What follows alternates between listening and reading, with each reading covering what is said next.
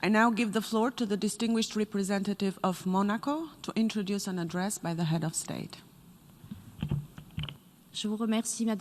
Thank you, Madam President. I have the honour of introducing the speech by His Serene Highness Prince Albert II of Monaco, the Sovereign Prince of Monaco, for the general debate of the 75th session of the UN General Assembly. Monsieur le Président de la President of the General Assembly, Secretary General, Heads of State and Government, Excellencies, ladies and gentlemen. The unusual circumstances of this general debate of our 75th session of General Assembly pale in comparison when, for months now, families, communities and countries have been swept into the hurricane of the COVID-19 pandemic and its consequences. I would like to welcome here the leadership of His Excellency Professor Tijani Mohamed Bande. He was able to steady the ship in particularly difficult moments and allow the General Assembly to continue with the essential aspects of its work. I would also like to warmly thank the Secretary General, Mr. Antonio Guterres, and through him all UN staff who have been working tirelessly to mobilise the UN system as far as in conflict zones in order to protect the most vulnerable people. The reform of development activities have allowed effective coordination between teams on the ground and have showcased the skills, the dedication and the courage of these women and men who are working day in, day out to honour the mandates that we bestowed upon them. President Bosque, you prioritised consultation and coordination so that member states are able to address the immense challenges in a spirit of mutual assistance and effectiveness. Know that you can count on the full cooperation of my delegation while the Principality of Monaco is holding one of the chairs of this 75th session. President, in recent years the world has weathered a succession of crises and we've had to overcome them within this building. The rise in terrorism, the increase in migration flows, climate upheavals, the financial crisis of 2008 and now the pandemic, which is giving rise to economic and social crisis. Despite these major obstacles, we adopted innovative guidelines, the Agenda 2030 for Sustainable Development and the SDGs in 2015, as well as the Paris Climate Agreement in 2016 and the Global Compact for Safe Migration in 2018, to name but a few. The international system has, however, been knocked off kilter, and multilateralism is being called into question. At a time when we are seeing a resurgence of nationalist and protectionist trends, it is vital that we are mobilised in a coordinated fashion and that we demonstrate solidarity. No state, however big or however economically or militarily powerful, can address these international issues alone. The interconnected nature of our states means that we need to provide a collective response to the transnational threats which are jeopardising hard-won progress and are fragilising international peace and security. The drastic halt in our economies because of a necessary lockdown has had an impact on our resources. Monaco is resolutely committed to multilateralism and its institutions, and we have acquitted ourselves of its statutory commitments and will continue to fulfil its obligations. Loyal to its tradition of solidarity towards the most vulnerable, the Principality has also participated in collective efforts to fight against the pandemic, particularly in responding to the global emergency appeal launched by the United Nations. President, the Secretary General has called to build a multilateralism of networks that bring together all agencies, organisations and entities on an international, regional and local level.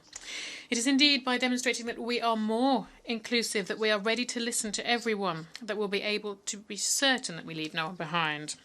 Here, women and girls should no longer be sidelined in this movement.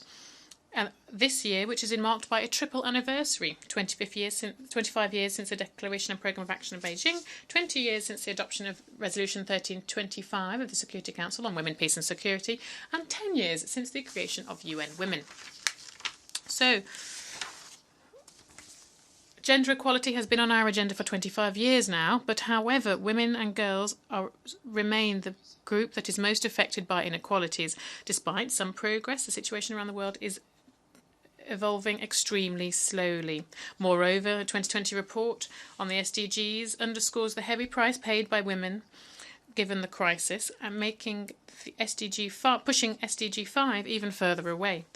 On the one hand, women are the most involved in the fight against COVID-19 and therefore more exposed to infection. On the other hand, there has been a substantial and intolerable increase in cases of domestic violence. This is deplorable. We can also see a particular high rate of school dropout amongst girls. My government has resolutely committed to defend the interests of women, and through its Committee for the Promotion and Protection of the Rights of Women, created in 2018, will pursue its action to reduce inequalities and to fight against discrimination and violence, which women fall victim to far too often still. It's also in listening and trusting young people that we'll be able to build a more robust and sustainable future.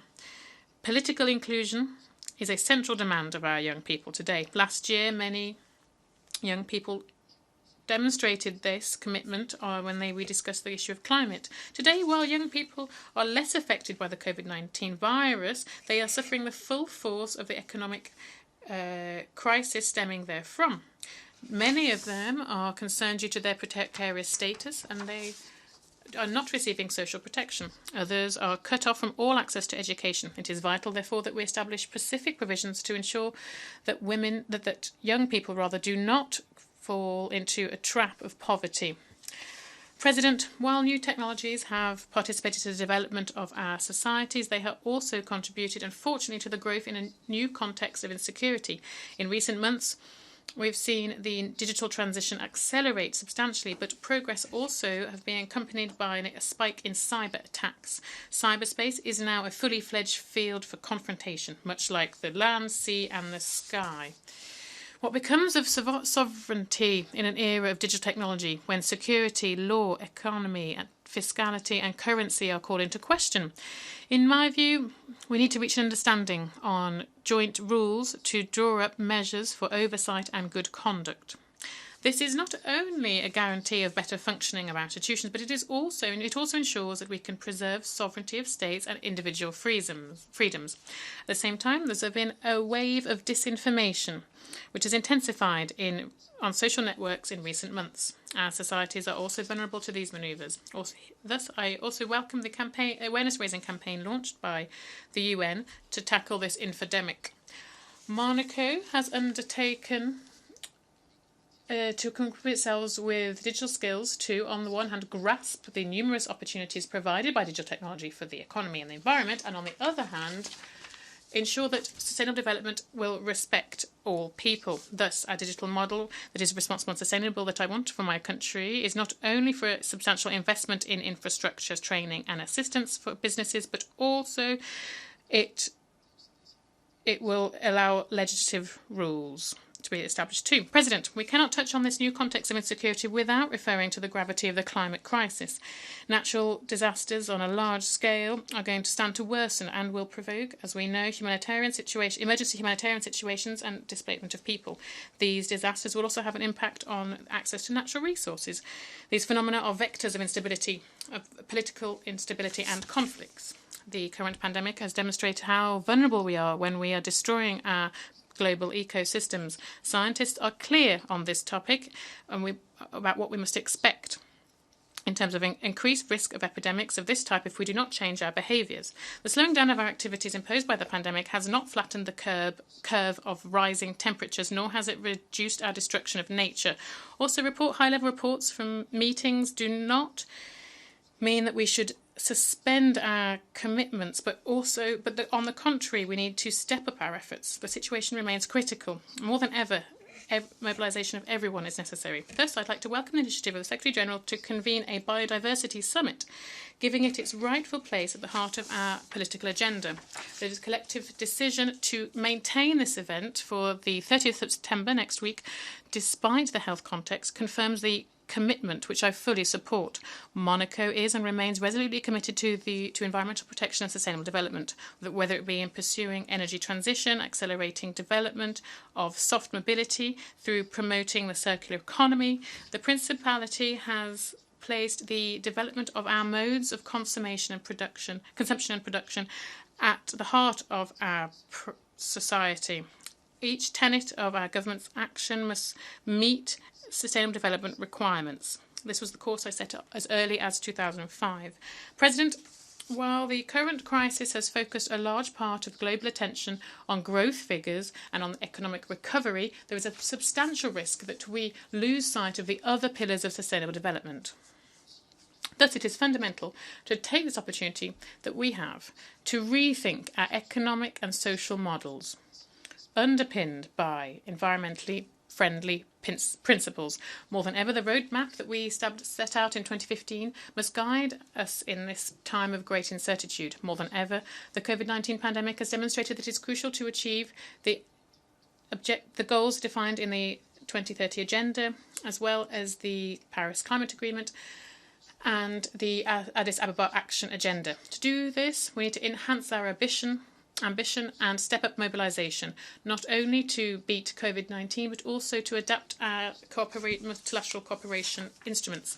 The period of social distancing that we are living in must bring home the words, leave no one behind, that we put at the heart of the SDGs, and those that open the preamble of the UN Charter, we, the peoples of the United Nations, in order to increase our solidarity. I thank you very much for your attention. On behalf of the General Assembly, I wish to thank the Sovereign Prince of Monaco for the statement just made.